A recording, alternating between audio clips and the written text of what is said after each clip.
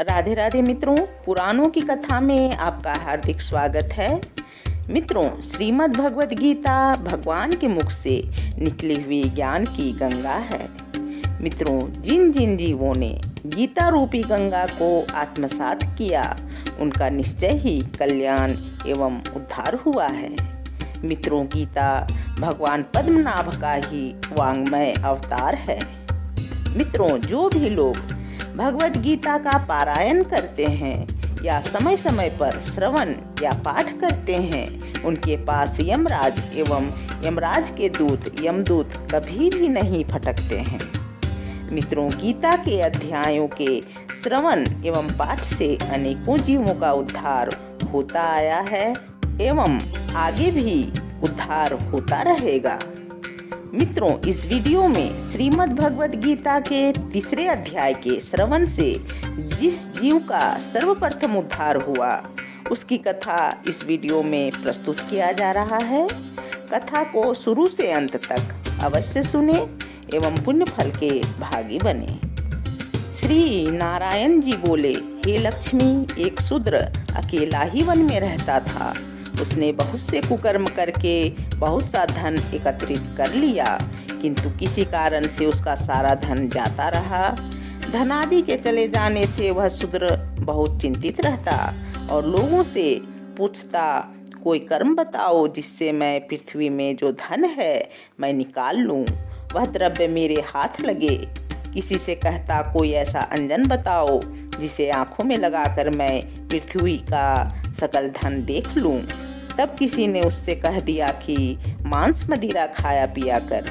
वह उसके अनुसार ये खोटे कर्म भी करने लगा, चोरी चकारी भी करने लगा एवं एक दिन अपने चोर साथियों द्वारा ही वह मारा गया और मरकर प्रेत योनि को प्राप्त हुआ। प्रेत बनकर वह एक वट वृक्ष पर रहने लगा। वह बड़ा दुख पाता और हाय हाय करता रहता, विलाप करता और कहता कि मेरे कुल में क्या कोई ऐसा नहीं है जो मुझे इस अधम देह से छुड़ाए। इस प्रकार उसके बहुत समय गुजर गया। इस बीच उस शूद्र की पत्नी ने एक पुत्र को जन्म दिया।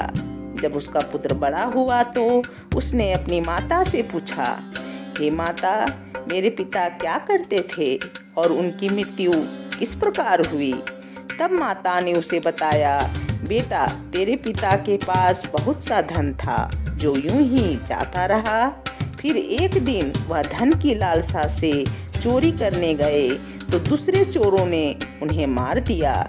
तब पुत्र ने पूछा, हे माता, क्या तूने उनकी गति कराई थी? माता ने कहा, नहीं। तब पुत्र ने कहा, हे माता, हमें उनकी गति करानी चाहिए।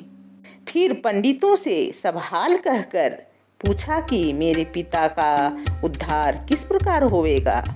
तब पंडितों ने कहा, तू गया जी जाकर उनकी गति करा, तब तेरे पितरों का उद्धार होगा। बेटा अपनी माँ की आज्ञा लेकर गया जी को चला। प्रयागराज के दर्शन स्नान करके आगे बढ़ा तो एक वृक्ष के नीचे सुस्ताने बैठ गया। वहाँ उसे बड़ा भय लगा।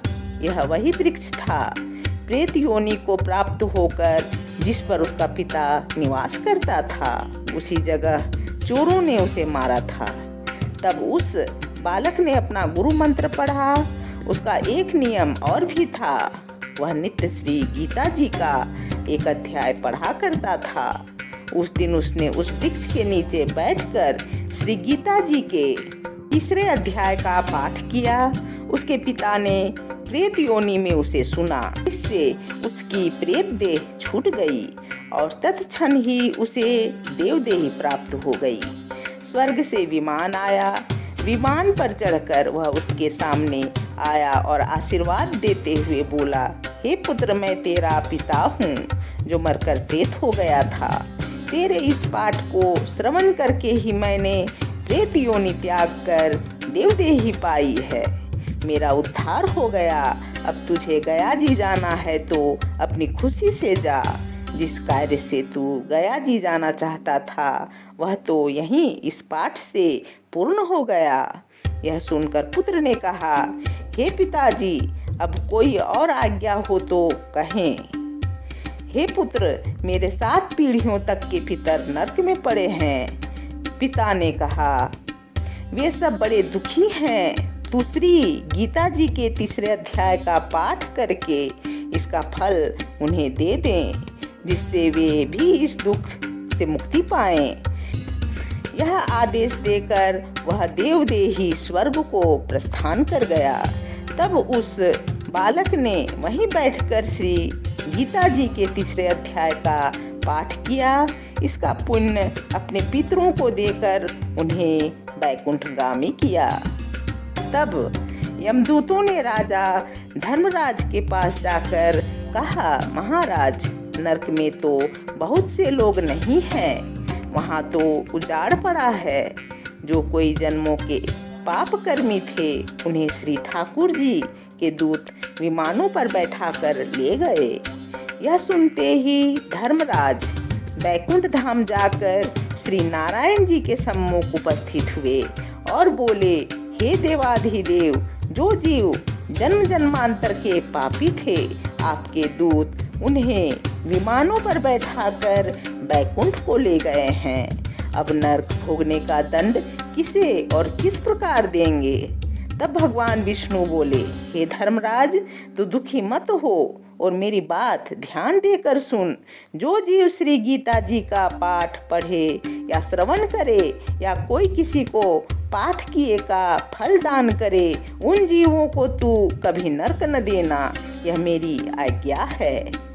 तब श्री नारायण जी लक्ष्मी जी से बोले, हे लक्ष्मी जी, गीता जी के 3 अध्याय का यह फल मैंने तुझसे कहा। श्री गीता जी के 3 अध्याय के पढ़ने या श्रवण करने से पापी भी वैकुंठ धाम का अधिकारी हो जाता है। मित्रों, कथा संपूर्ण हुई। बोलिए सच्चिदानंद भगवान की जय।